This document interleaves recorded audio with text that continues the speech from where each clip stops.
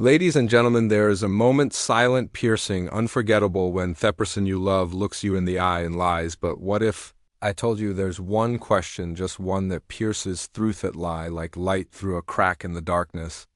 A question so simple yet so sharp it can expose betrayal without shouting, without proof, without even needing an answer. Stay with me, because by the end of this message, not only will you know the question, you'll know how to walk away from lies with your dignity intact. Imagine sitting across from someone you once trusted with your soul, the person whose voice once calmed the storms inside. You now sends waves of confusion through your bones. Something feels off, something unspoken, and in that stillness, you begin to realize that truth, when buried, does not die. It grows heavier, pressing against the walls of your heart, demanding to be acknowledged. There is a quiet sort of genius in simplicity, in a world drunk on noise, on shouting matches accusations.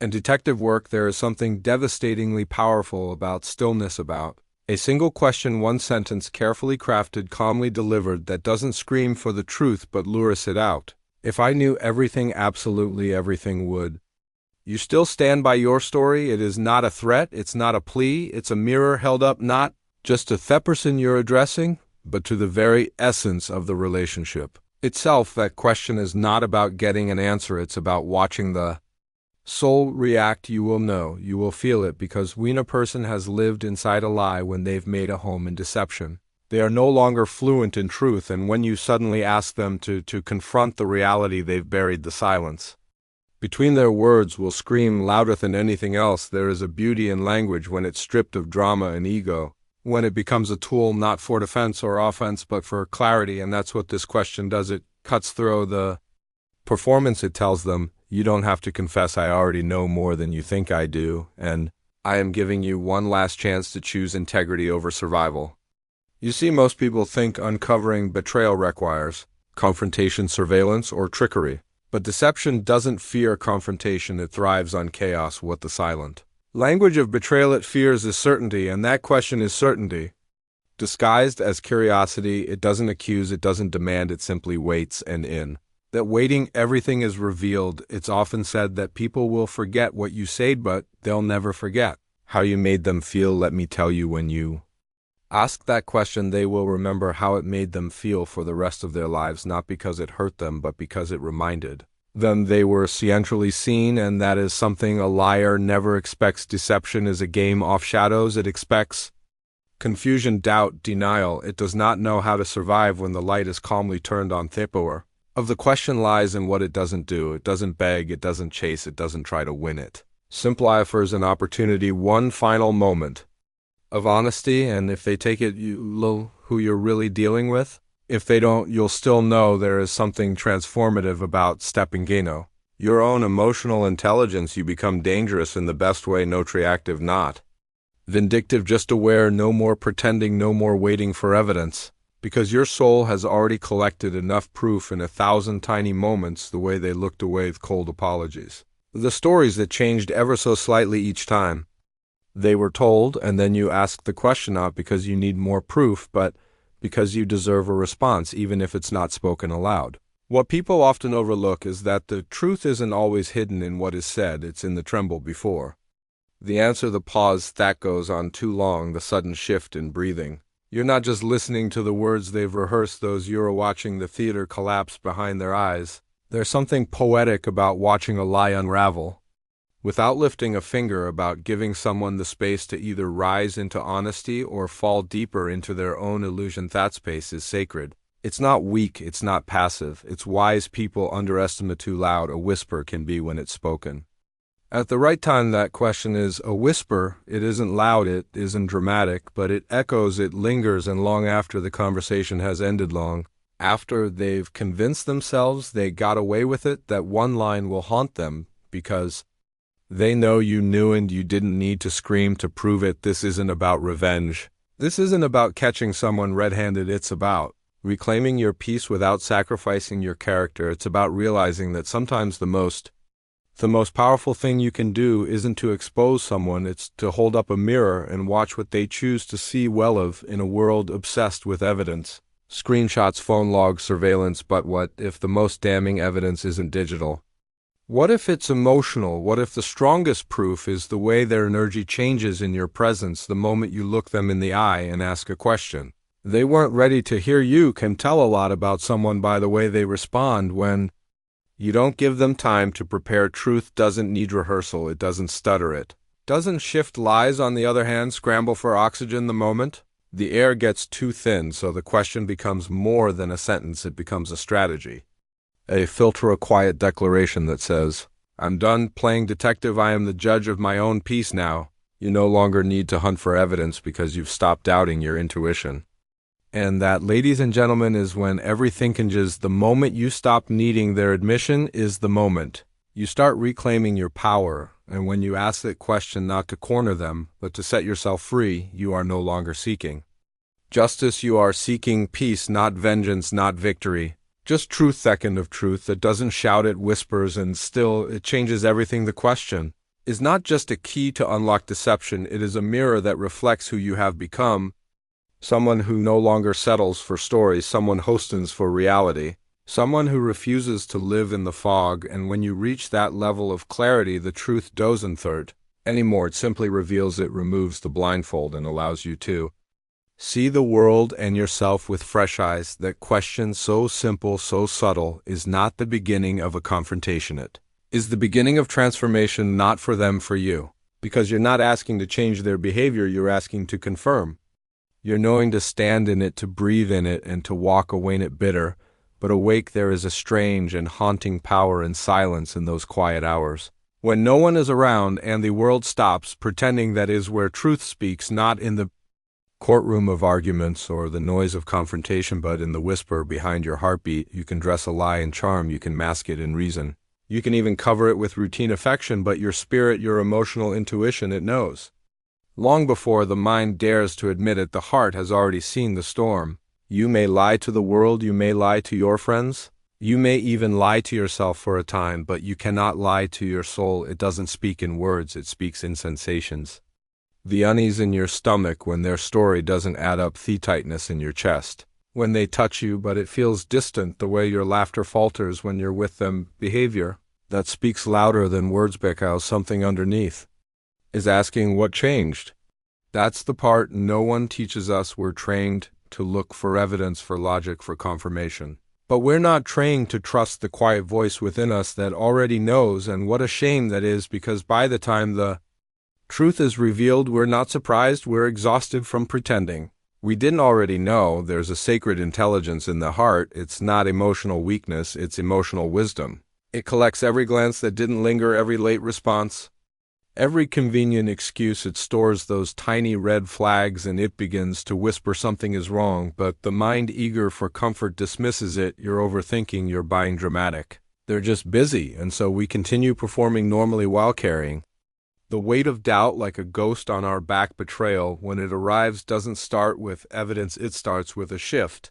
You feel it in the way they listen, but don't hear the way their eyes glaze over when you speak about your day, the way they reach for their phone just a little faster when it buzzes, then angle it away from your view. Nothing is said outright, but something is screaming in the silence. You know, and yet you wait, because waiting is easier than confronting what could break you. But let me tell you something, the longer you ignore what you feel, the more damage it causes, not to them, to you. You'll begin to question your worth, your instincts, your sanity. You start shrinking your voice to keep the peace. You call it loyalty, but really it's fear of knowing, fear of being right, fear that the love you gave might not be returned with the same integrity. What most don't realize is that intuition isn't paranoia, it's not jealousy, it's not irrational fear, it's the oldest form of intelligence. Before language, before logic, human beings survived on instinct, and that instinct hasn't left us. It's simply been drowned out by the noise of denial, but it is there, and it speaks loudest when you are quiet enough to listen. There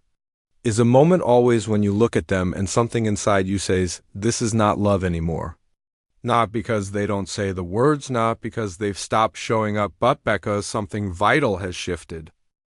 Beneath the surface, you feel alone next to them, not physically, but spiritual. You laugh, but it doesn't reach your chest. You talk, but your words don't seem to land, and though they smile, something behind it feels borrowed. These are not things you can write down in a report. These are not things you can prove in a courtroom, but you feel them. And that is enough. So why do so many stay in the fog? Because we've been conditioned to believe that. If you can't prove it, you can't trust it. That if you don't have screenshots, voice notes, or a confession, your suspicion is invalid. And in that lie, we lose ourselves. We start prioritizing logic over lived experience. We trade emotional truth for intellectual doubt, and we betray ourselves long before they ever do. But the most painful betrayal is not when someone cheats on you. It's when you cheat yourself out of your own knowing, when you gaslight your gut, when you silence your soul. That is the wound that takes the longest to heal. You don't need confirmation from the outside to validate what you feel inside. If your peace is disturbed, that is your evidence. If your joy has turned to confusion, that is your signal. If the person who once made you feel safe now makes you question your value, you don't need to wait for proof. You need to annoy yourself enough to say, my spirit is uneasy and I will not ignore it any longer. This kind of self-rust is not common because it requires confronting uncomfortable truths. It means being willing to walk away without a smoking gun. It means accepting that your emotional intelligence is more than enough reason to take action. And it means believing that your peace is not worth sacrificing just to keep someone else comfortable. The truth has a way of revealing itself, not always through evidence, but through emotion, through the slow fade of laughter, through the way your body tenses when they enter the room, through the deep knowing that this connection no longer breathes with honesty. And when you feel that you must listen, not out of anger, not out of paranoia, but out of love for yourself, because when you begin to trust your intuition, you no longer need to catch someone in the act. You no longer need to set traps or collect data. You simply know, and from that knowing you act not to punish, but to protect. It's easy to think strength comes from confrontation, but real strength comes from self-honesty, from being able to say, this doesn't feel right, and I trust myself enough to listen. And when you live from that place, you're not waiting to be betrayed. You're listening to the signs your heart has been sending, allowing you become someone who no longer needs a reason to leave a situation that hurts. You don't wait for the world to agree. You don't ask for permission. You simply honor what you know, because when the heart speaks, it speaks not in riddles but in truth, and your job is not to question the truth. Your job is to follow it. When you do, you reclaim your power. You stop begging for clarity from someone else because you already have it within, and that, ladies and gentlemen, is the beginning of everything changing, not outside, but inside where it matters. There is a moment that arrives not with rage, not with despair, but with quiet strength, the moment you decide to ask the question you've been holding inside, not out of suspicion anymore, but out of self-respect. Is not a demand for a defining moment of exposure truth. It is a declaration that you are no longer afraid of it. To ask is to reclaim. You are no longer dancing around discomfort, no longer shrinking under uncertainty. You are stepping forward, not into confrontation, but into clarity. That takes courage, tremendous courage, because most people would rather stay in the illusion than face the reality that their love story has cracked beneath the surface. The fear isn't in the answer. The fear is in confirming what the heart already knows, and yet once you reach a certain point when the lies taste bitter and the silence becomes deafening, you find that asking the question is not nearly as terrifying as continuing to pretend. That is when something inside you shifts. The fear of knowing becomes smaller than the pain of staying blind. The question is simple, but its weight is immense. If I knew everything, would you still stand by your story? There is no aggression in that, no accusation, just a spotlight. You're not saying you know everything, you're saying, what if I did? Would you still try to convince me that nothing happened, that everything is just in my head, that what I'm feeling is invalid? When you ask that question, what you're really saying is, I see more than you think I do. I've been quiet, but I've been watching. I've been hurting, but I've also been waking up. This is not about catching someone in a lie. This is about buckling yourself back to life, back to reality, back to the place where your heart no longer has to guess if it's being protected or played. It takes immense bravery to seek clarity when it might break your heart, but the alternative, living in the gray zone of almost truth and half love, is far more soul-crushing. At least when the truth is clear, you can heal, you can move, you can breathe again. What most don't realize is that asking the question is not just about the other person, it's about who you become in the act. You're no longer sitting in silence waiting for honesty to arrive, you're inviting it. And if it doesn't come, you're prepared to walk anyway. That kind of Strength changes everything. You're no longer stuck in the loop of overthinking. Analyzing every word, replaying every moment, you're facing it head on, not with hostility, but with certainty. This certainty doesn't come from arrogance, it comes from pain, from experience, from the 1,000 little betrayals that added up while you kept giving the benefit of the doubt. From the nights you stayed awake, questioning yourself, your worth, your instincts, from moments you swallowed your pride trying to keep the peace in a war. You didn't start asking the question is not a sign of weakness, it is the beginning of liberation. You're no longer asking to be validated. You're asking because you're ready to stop carrying the weight alone, ready to stop pretend injurer, not affected, ready to stop shrinking in a space that no longer feels like home. And if they lie, you'll know not because you caught them, but because you're no longer blind. The truth isn't always in what they say, it's in how they say it. It's in what they avoid, what they deflect, what they can't look you in the eye and say with a steady voice. That's the gift of clarity. It doesn't always come with answers. Sometimes it comes with absence of honesty, absence of accountability. And that too is an answer. The courage to ask means the courage to lose. And that's what keeps so many people silent, the fear that if you ask, if you press, if you look beneath the surface, you might lose the person you love. But the truth is, asking a question breaks the relationship. It wasn't whole to begin with. If honesty is what ends it, then deception was the foundation all along. You don't ask the question to hurt them, you ask it to heal yourself, because of pretending you're okay when you're not is a slow death. It chips away at your joy, your energy, your ability to trust not just others, but yourself. And when you ask the question, you're saying, I choose healing over hiding, I choose peace over performance. Choose myself. It doesn't matter how they respond, whether they tell the truth or not. Ya will feel it, you'll know, because truth has a vibration, it carries a frequency that the soul recognizes. Immediately stumble, they stutter, they over-explain, but truth it lands, it settles. It doesn't need to convince, it simply isn't. In that moment, regardless of their words, you gain something far greater than clarity. You gain freedom. Freedom from the burden of pretending, freedom from the mental gymnastics of trying to make excuses for someone else's distance, freedom from the lie that you have to accept less just to keep someone in your life. This courage doesn't come overnight. It comes after the silence becomes too loud, after the questions pile up in your chest like bricks, after the ache of not knowing becomes heavier than the fear of what the truth might be. And when you finally ask, when you choose clarity over comfort, you become someone new, someone unshakable, someone who no longer needs proof to trust their own perception. This is the quiet power of taking your life back. It's not always dramatic. It's a single sentence spoken with calm, with grace, with unshakable presence, and in that moment you rise, not because they told the truth, but because you no longer needed them to. You found it within yourself. You found it in your own voice. You found it in your choice to no longer sit in silence and wait for the storm. Topaz, you stood in it unafraid, ready, and when you reach that place, you are no longer the one seeking, you are the one seeing, and that changes everything. There comes a point when silence is no longer emotional manipulation versus real guilt of virtue, when the weight of holding your breath becomes more suffocating than the fear of speaking your truth. Not to start a war, not to accuse, not to win, but to return to yourself, to the place where your self-respect stands guard, refusing to let someone else's deceit determine your sense of worth. You are not here to beg for love. You are not here to audition for someone's honesty. You are not a question mark waiting to be filled in by someone else's decision. You are the answer,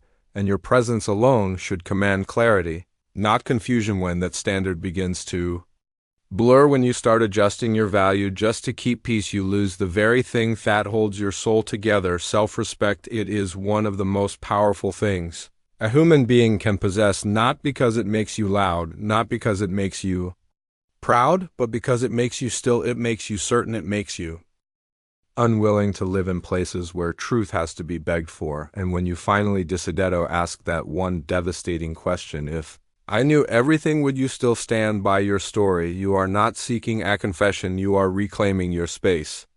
Not just in the relationship, but within yourself. To recognize your worth is to draw a quiet line in the sand, a line that says, I will no longer tolerate half-hearted loyalty dressed as love. I will no longer carry the burden of someone else's secrecy. I will no longer apologize for noticing what others want to ignore. When you reach that point, you are not angry, you are awake. People often mistake silence for peace, but not all silence is healing. Some silence is surrender, the kind where you silence your instincts, silence your doubt, silence the scream within you that knows you deserve more. You begin to call it patience, call it maturity, even love, but what it really is, what it always becomes, is the slow erosion of self-respect. The hardest part is not discovering someone is dishonest, it's realizing how long you compromised your truth to protect their lie, how long you kept quiet so they wouldn't feel uncomfortable, how long you ignored the signs just to maintain the illusion. That's the wound that stays, not betrayal itself, but your silence. In the face of it, there is nothing noble about tolerating manipulation. There is no reward in swallowing your needs for someone who chews up your trust like it's disposable. You are not being noble one. You stay silent, you are being drained, and the longer you stay silent, more you teach them how to mistreat you, not because they are evil, but because your silence becomes a permission slip, one they will keep using as long as you keep handing it to them. The truth is, someone who truly values you will never put you in a position where you have to question their loyalty. They will never let you sit in silence with a heavy heart while they pretend nothing's wrong. Love isn't always poeticsimums. It's raw, it's honest, it's difficult, but it's never deceitful. It doesn't play games with your peace. It doesn't hide behind charm. It doesn't twist reality just to avoid accountability. When you begin to stand in your self-worth, you stop giving out second chances to behavior that should have ended everything the first time. You stop explaining how to treat you with basic decency. You stop asking people to choose you because you've already chosen yourself. That's where the shift happens, not when they change, but when you do, when you stop tolerating the lie that their approval is more important than your truth.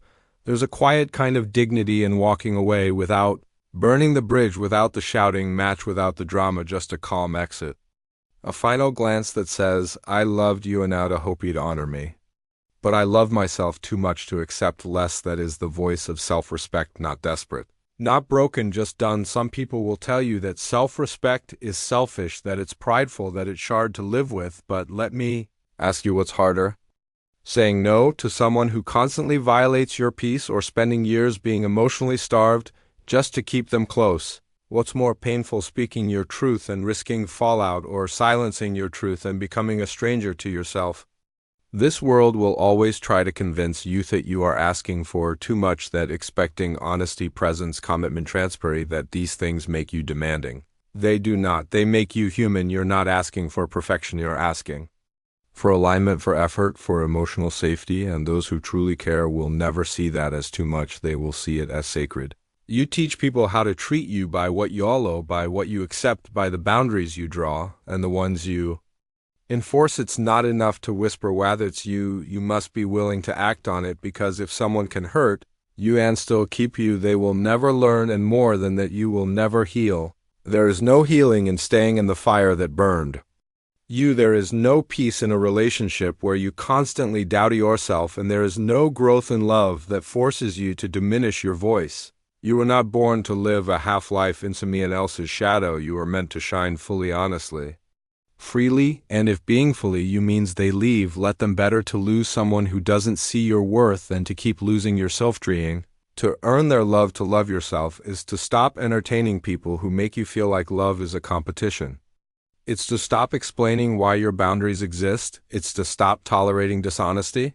Because you're afraid to start over. You're not starting over, you're coming back to life, to truth. The one question that breaks the mask of dignity, and if it takes asking one hard question to expose the reality of what you're dealing with, ask it not to provoke, not to accuse, but to clarify, to honor the part of you that refuses to live in the dark, to remind yourself that you were never meant to beg for what should be freely given. Respect, honesty, and love. The moment you choose self-respect over fear is the moment you begin to reclaim everything they tried to make you forget about who you are, not just a partner, not just someone's companion, but a whole soul with light, with value, with a voice that matters even when it shakes, especially when it shakes. There is a truth about humanity.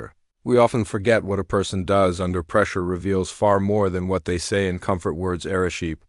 In moments of ease, promises come easily when nothing is being tested, but true character, true loyalty, true integrity are not proven When things are simple, they are revealed when the mask slips, when the storm rolls in, when firmament calls for truth.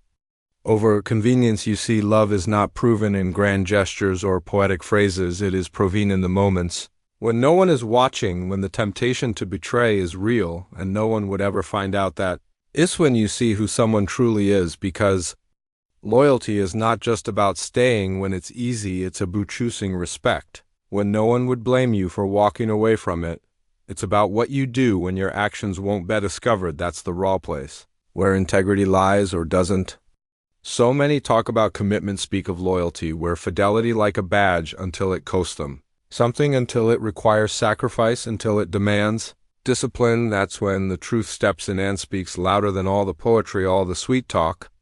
All the appearances of faithful heart does not need to be watched, it guards itself out of principle, not pressure. Too often people hide behind the idea that love is a feeling, but love without responsibility is just sentiment, and loyalty without integrity is just performance. It doesn't matter how convincing someone sounds, how devoted they appear in public, how wealthy. Recite the right words. What matters is what they choose when no one is applauding, when no one is holding them accountable, when it's just them and a choice and they still choose you. That's real. That's rare. There is a kind of love that does not require constant questioning. It doesn't trigger insecurity.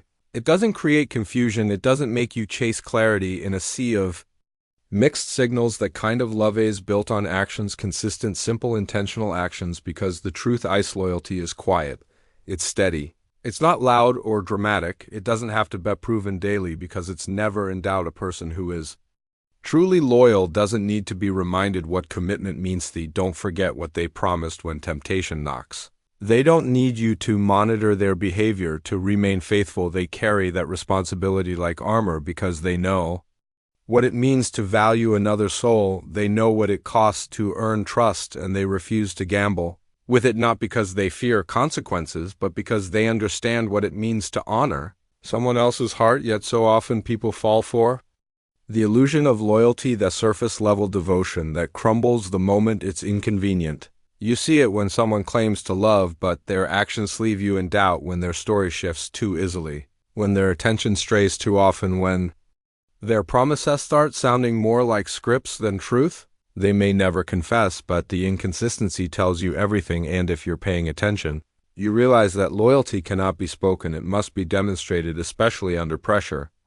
A test of character will always come. Maybe it arrives when life gets hard, maybe when someone more exciting walks by, maybe when they believe they can have both the comfort of your love and the thrill of betrayal. That's where the choice matters most, because that is where a person shows what they are truly made of. Real commitment doesn't just show up in vows or celebrations. It shows up when things are boring, when things are tempting, when things are uncertain. It shows up when no one is looking, and it whispers, I will still choose you even when no one demands it of me.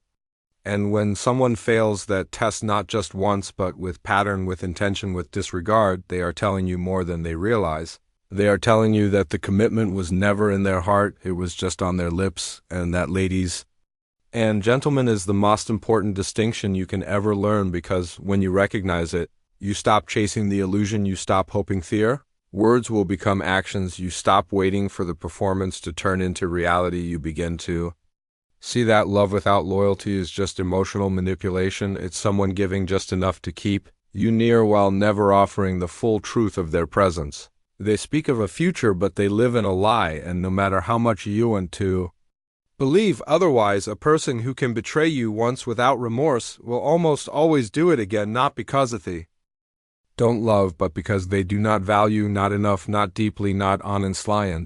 So the question becomes, are you willing to keep investing your heart in someone who only shows up when it suits them, or will you choose to rise into the kind of love that doesn't require surveillance, explanation, or suspicion psychology, of a guilty, conscientious kind that breathes freely because there's nothing hidden, nothing shifted, nothing distorted? When you find that kind of love, whether from another or within yourself, it's unmistakable. It feels safe, it feels whole, it doesn't just sound right, it acts right, because someone who truly loves you protects you even when you're not around. They guard your name, your trust, your story. They make choices that reflect a deep reverence for your connection, that ice love, that is character, that is integrity in motion. And when you begin to recognize the difference, you stop settling for less, you stop tolerating relationships where trust is a battlefield, you stop giving your loyal title those who see it as currency rather than commitment. You start standing for the kind of love that never forces you to wonder where you stand, because the truth is you deserve more than consistency when it's convenient. You deserve a loyalty that lives in the quiet hours, in the private moments, in the decisions made when no one's watching. That's the only kind that matters, the only kind that lasts. And when you hold yourself to that standard, when you refuse to be loved half-heartedly, you teach the world how to treat you, not by begging, not by forcing, but by being the kind of person who walks away from anything that requires you to doubt your own value, even if it hurts, especially if it hurts, because hurt fades, but dignity. SpotALiar is something about truth that frightens people, not because it is violent, not because it is cruel, but because it is permanent. Once seen, it cannot be unseen. Once heard, it echoes. It doesn't shout or demand, it simply remains. And for many, that permanence is more terrifying than any lie they've ever told or lived. When the truth comes, it does not arrive with fireworks or announcements. It comes in silence. It comes in the still moment between denial and realization. It comes when the noise dies down and your mind can no longer return what your heart already knows. And though it may pierce, though it may wound, it is never your enemy. Truth does not destroy, it frees. You spend so much time fearing what you might find, dreading what may be revealed. If you pull the curtain back, you tell yourself it's better not to know, better to wait, better to stay where things feel familiar, even if they ache. But the truth doesn't just live behind the curtain, it seeps into every part of your life until the burden of not knowing becomes heavier than the fear of knowing. And one day you wake up and realize you are not living at all. You are managing, coping, enduring, but not living. The freedom you crave is not on the other side of someone else's confession, it is on the other side of your awareness. The moment you stop waiting for them to admit it, the moment you stop needing the details, lines, the receipts, the moment you no longer require their truth to validate your pain, that is the moment you take back your power. That is when you stop waiting to be free and simply become free. And yes, it will hurt, of course it will. Truth has teeth. It doesn't come to coddle you, it comes to cleanse you. It tears away the illusion you've been gripping to so tightly. It shakes the walls you built around your hope. It strips away the versions of love you constructed just to avoid loneliness, but in doing so it makes room for clarity, room for peace, room for the kind of life that doesn't ask you to numb yourself just to survive it. You cannot build a life on something that isn't real. You can try, people do it every day, but that house always collapses, not because you didn't love enough, not because you didn't try hard enough, but because nothing built on deception will ever have the strength to last. It may stand for a while, but it will sway. In reclaiming your strength and dignity, every wind crack with every pressure, and eventually it will fall, because truth is the only foundation that does not crumble. The freedom that truth gives you is not about walking away from someone, it's about walking back to yourself. It's the moment you stop accepting confusion as a form of connection. It's the moment you stop calling pain patience. It's the moment you stop defending someone who wouldn't even defend your peace. That is liberation. That is the return to wholeness. And the beautiful thing about truth is this: it doesn't require you to fight for it, it only asks you to stop running from it. You don't need to chase the onion, you don't need to prove anything. You don't need to gather your wounds and parade them to be believed. When you choose to live in truth, you are already free. You no longer need their version, you've got your own, and that version is enough, more than enough. Freedom is not the absence of pain, it is the presence of peace even in the midst of it. It's being able to look yourself in the mirror and say, I see now. I may not have wanted to, I may not have been ready, but I see, and because I see, I will no longer look away. That is not weakness, that is not loss, that is strength beyond measure. And when you live from that place, when truth becomes your compass, you no longer settle for halfway love. You no longer sit in rooms where your soul is silenced. You no longer trade your dignity for the comfort of companionship. You are not desperate for closure because you've closed the door yourself, not in anger, not in vengeance, but in reverence for your own healing. So many people live in fear of the truth because they think it will leave them with nothing, but the truth is what returns you to everything, everything you buried, everything you forgot, everything you sacrificed trying to hold on to something that never really held you. Truth doesn't take it, restores it, returns you to your voice-air vision. You're worth letting go is not a punishment. It is not an admission of failure. It is an act of mercy, mercy for your future, mercy for the parts of you that have been screaming beneath the surface, begging for air. When you stop clinging to what you thought it was supposed to be, you make space for what it's meant to be. Not perfect, no painless, but real. There is peace on the other side of honesty. And it's not because everything works out the way you hoped. It's because you work out, you learn, you rise. You discover that you are far stronger than you believed, that the breaking didn't end you, it revealed you, that the truth, though sharp-shaped you, and what it left behind was someone you can be proud of, someone who no longer lives in fear, someone who knows that even when things fall apart, you don't fall with them. When you stop fighting for something that never fought for you, you start fighting for yourself, and that is the most sacred fight of all. You walk lighter, not because the pain disappeared, but because you no longer carry the lie. You breathe deeper, not because everything is fixed, but because nothing is hidden, and that breath, that truth, that awareness is freedom. And what a beautiful thing it is to wake up each day, no longer asking, no longer wondering, no longer twisting your soul to fit into someone else's deception, to simply live with eyes open, heart clear, and a spirit unchained. That is what truth gives you, and once you taste it, you'll never trade it for illusion again, because you'll know, no matter how painful, no matter how hard, truth is never the enemy. It is the key, the doorway, the path back to you. So at will you choose. Will you stay in the fog, hoping things improve, fearing what you might find, or will you step into the light with strength, whispering that one question that demands honesty without saying a single harsh word? If it knew everything would you still stand by your story? Ask it with stillness, ask it with power, and when you do, no matter what happens next, you will have reclaimed something priceless, your truth, your peace, and your freedom, because some storms don't come to destroy your life, you come to clear your path. Ladies and gentlemen, never forget, you are not here to beg for honesty, you are here to final reflection. Embody it, let your silence be stronger than their lies, and let one question become the sword that sets you free. Think you.